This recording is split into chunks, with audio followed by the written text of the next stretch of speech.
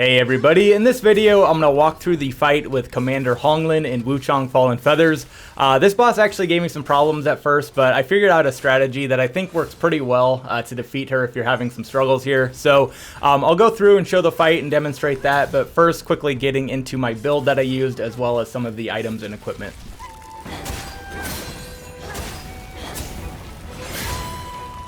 Before that though, just showing you the location of this boss and how you gain access to the fight if you haven't done it yet. First, you'll need to get a Buddha statue item, which you can find down the path from the Palace Hill Shrine. So at the end there, you'll find that item, and then you can bring it back up to the top following that same path.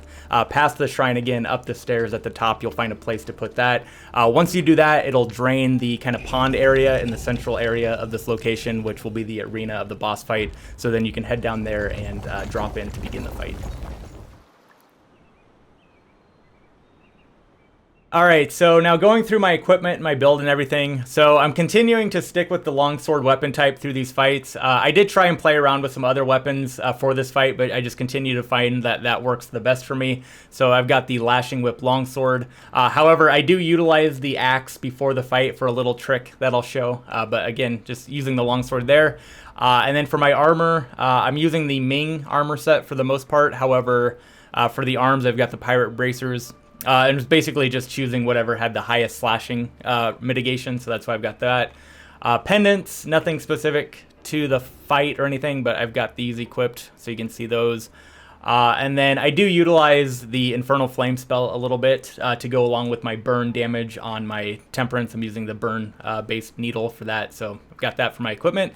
And then if you want to just kind of take a look at my stats here, I'll show you everything if you want to take a quick look at all of that. So I am level 29 for this fight for context, and you can see all the stats that I have. And then taking a look at my build and all of my skill point allocations. Starting off going down the left side of the tree. By this point in the game, you should have the ability to get up to +2 on your mana base charges. So you can see I've got those there, as well as 2 upgrades for the replenish amount. So I've got those there. And then going down further down this path, I do have an additional Acupoint slot unlocked, which I'll show in a second as we get into that menu, as well as this additional Temperance charge there. And then I just go down to this point so I can get an additional point of Skyborn Might as well. So that's the left side of the tree. And then, as mentioned, I am using the longsword, so most of my points are in there. However, I do utilize a little trick that I'll show. I mentioned this earlier with the Great Axe, and that is to use this 4th attack of the light attack combo to grant 3 stacks of Skyborn Might. So we can use that before the fight to kind of get full Skyborn Might almost, which I'll show. And then if you go down a little bit further, you can get these +5 Vitality and +5 Endurance points. So I grabbed those. But mainly focused here on the longsword, so going down that path. Sword Saint, really important skill, as that will get you some more Skyborn Might on the 2nd attack of that light attack combo. And then also Wind Force, another really important skill that I use, which gives you a quick heavy charged attack, so I'll be using that quite a bit. And then I've got 3 points in Strong Blade to get +3 on the longsword using Red Feathers. And then the other big important skill for this strategy, if you want to use this, kind of replicate what I do, is to get the Sword Counter skill and use that with the Variant 2 ability, which is going to allow you to do counterattacks. And also a really important call out here is you do not, if you're going to do what I do not get this Variant 1. As you can see in the demonstration, when you do that ability, it kind of pushes the enemy backwards, and that's going to kind of ruin the strategy that I do. So don't want to have that upgraded. So that's that, and then kind of going further down, I've got the Sword Savant ability. So that's going to allow Clash for the 3rd attack of the light attack combo. I don't really focus too much on that, but it is there kind of passively, which is nice. And then if you go down here, you can get another +5 Vitality, which is nice. And then here, I use my 2 Brilliant Red Feathers. So at this point, there are 2 Brilliant Red Feathers that you should be able to find to get me to +4 on my longsword. And then finally, the other important thing here is Sword Master, which kind of similar to the ability down here, Sword Saint, on the 5th attack of the longsword light attack combo, you get 2 stacks of Skyborn Might. So going to be using that quite a bit to just kind of have a constant buildup of Skyborn Might through the fight.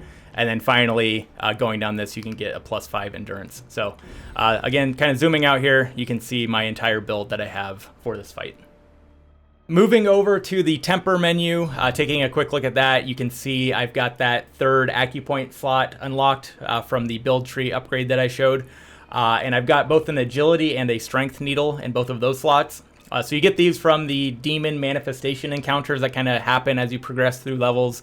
If you haven't gotten both of these yet, the agility one is near the Anolum Shrine, which is kind of outside the Shu Sanctum area. If you didn't make your way that way through that village, you'll find that there.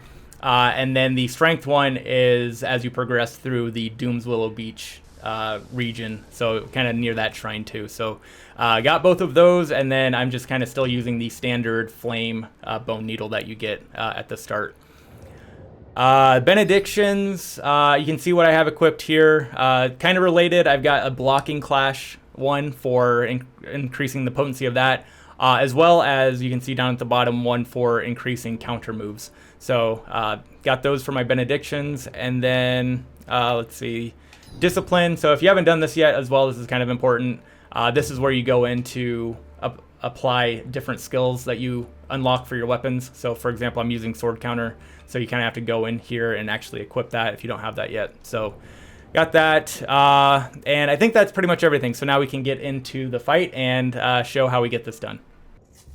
Alright, so as mentioned, before the fight we're going to do a little trick utilizing the axe and that Thunderous Cleave ability. As you head to the boss arena from the shrine, there will be an enemy on the roof, and if you stand about in the middle of this wooden plank, then go into a light attack combo, you should end up hitting him on that 4th attack, which will generate 3 stacks of Skyborn Might ready to go as you enter the fight.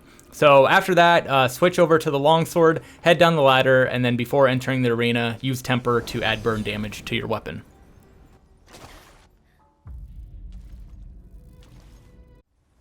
So I'm going to pause here for a second to explain what's going on, as it goes by pretty quick, but she should open with a dash attack right at the start, and depending on your timing and a little bit of luck, this will give you an immediate opportunity to do a sword counter, followed by a heavy charged attack using a point of Skyborn Might and that Wind Force ability. And if you're able to hit her from the back with this, it'll also let you get in an obliterate attack for a big chunk of damage.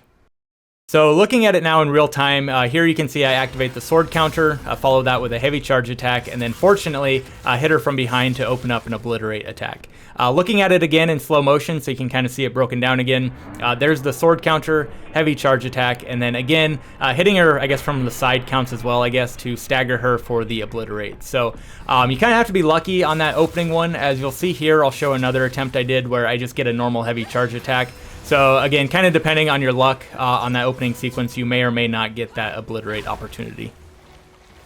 But now back to the original fight. Once you pull that off, immediately follow it up with a full 5-hit light attack combo while she's on the ground, and then back away and get as much distance as possible.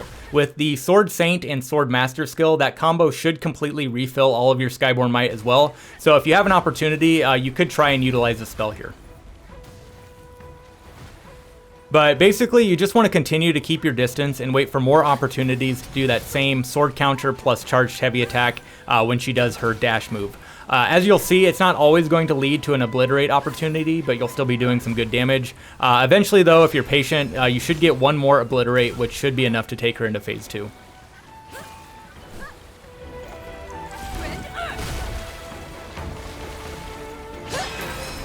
So here I finally get that second obliterate and then follow up with another 5-hit combo, which again refills all of my Skyborn Might. And then if you can, back away to reactivate your temper.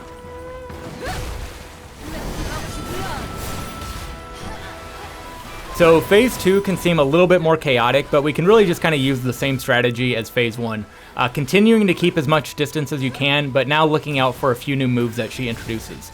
First, she'll be throwing a lot of ranged attacks, which you can just dodge and use as more opportunities to build up Skyborn Might. But the two main moves we're looking for are her whirlwind attack and this sort of jump attack that she does. Here you can see I dodge away from the whirlwind attack that she does and then interrupt her jump attack that she follows up with. And then here's another example where I kind of dodge towards the whirlwind and then again follow up with a heavy charge attack. However, as we'll see here, ideally what you want to do is just let her complete that full combo. So dodge the whirlwind, let her do the jump attack, and then dodge behind her for a charged attack, which will get you another obliterate opportunity. And then just like phase 1, immediately follow that up with a 5-hit combo. If you can get 2 of those sequences, it should be enough to finish the fight and complete this phase 2.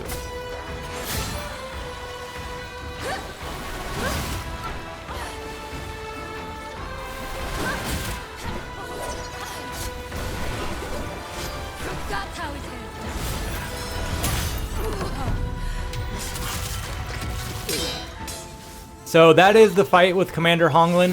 Hopefully this video helped you out if you're having some struggles. Hopefully you enjoyed the video. Thanks for watching, and we will catch you in the next one. Bye.